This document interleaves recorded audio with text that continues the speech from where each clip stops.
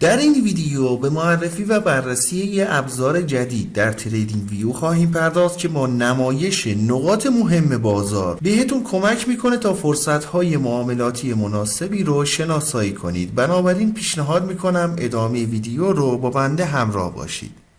دوستان عزیز سلام، من علیرضا هستم و به کانال خودتون، کانال گلدن تریدینگ سیستم خیلی خوش اومدین. خیلی خوشحالم که با یه ویدیو دیگه میتونم در خدمتتون باشم. اندیکاتوری که در تصویر مشاهده میکنید یه ابزار تحلیلی قدرتمند هست که با استفاده از سطوح حمایت و مقاومت دینامیک به معامله‌گران کمک میکنه تا سطوح کلیدی بازار رو شناسایی و نقاط ورود و خروج دقیق‌تری رو داشته باشن. اندیکاتور چندین سطوح دینامیک رو ترسیم میکنه که یک کانال ساختار یافته رو تشکیل میدن. کانال ها بر اساس شرایط بازار گسترش یا انقباض پیدا میکنن و به صورت دینامیک با حرکات قیمت سازگار میشن. رنگ و شفافیت هر سطح با توجه به اهمیت و تعداد برخوردی که در گذشته بهش داشته تغییر پیدا میکنه. برای اینکه یکم کارمون راحت تر بشه یه سری اعداد در سمت راست خطوط داریم مشاهده میکنیم. هنگامی که این اعداد کمتر از 10 باشه به رنگ آبی نمایش داده میشن و هر چقدر به عدد 0 نزدیکتر بشه با شفافیت کمتری سطوح نمایش داده میشه که نشون دهنده اهمیت پایین اون سطح خواهد بود. ولی اگه این اعداد بالاتر از 10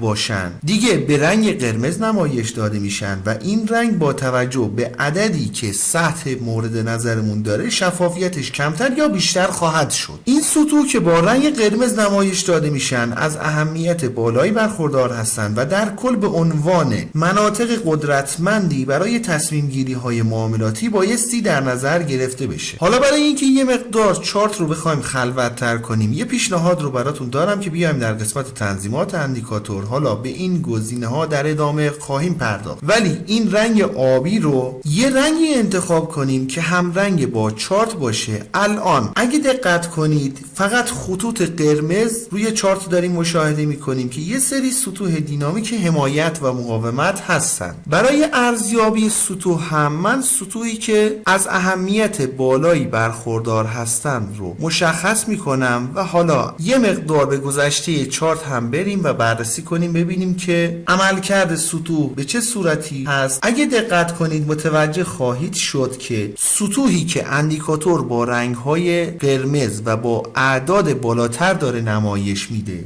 در گذشته هم واکنش خوبی به این سطوح داشتیم و سطوح با اعتبار بالایی هستند. ولی به این نکته توجه داشته باشین که بایستی از این سطوح برای دریافت دیدگاه‌های معاملاتی استفاده کنیم و برای بازگشت قیمت از این نواحی بایستی سایر فاکتورهای تحلیلی تکنیکی هم تایید کنن. اون موقع بهتر میتونیم دربارش تصمیمات مناسبی رو اتخاذ کنیم، وگرنه برخورد قیمت به سطوح به تنهایی نمیتونه دلیل قاطعی بر بازگشت قیمت باشه. برای انداختن اندیکاتور روی چارت باید وارد سربرگ ایندیکیتورز بشیم. در تب سرچ بار عبارت داینامیک هیت لولز رو وارد کنیم. این اندیکاتور هست که توسط بیگ بلوگا طراحی شده. بسیار خوب، اجازه بدین به سایر قسمت های تنظیمات اندیکاتور هم بپردازیم. گزینه لنگت در واقع بازه زمانی که قصد دارین خطها رو اندیکاتور بهتون نمایش بده رو تعیین میکنید. به صورت پیش‌فرض بر روی عدد 100 هست، یعنی تا 100 کندل گذشته رو اندیکاتور در محاسباتش لحاظ کرده و خطوط رو در این 100 کندل بهتون نمایش میده که با توجه به نیازتون میتونید این عدد رو کم یا زیاد کنید. گزینه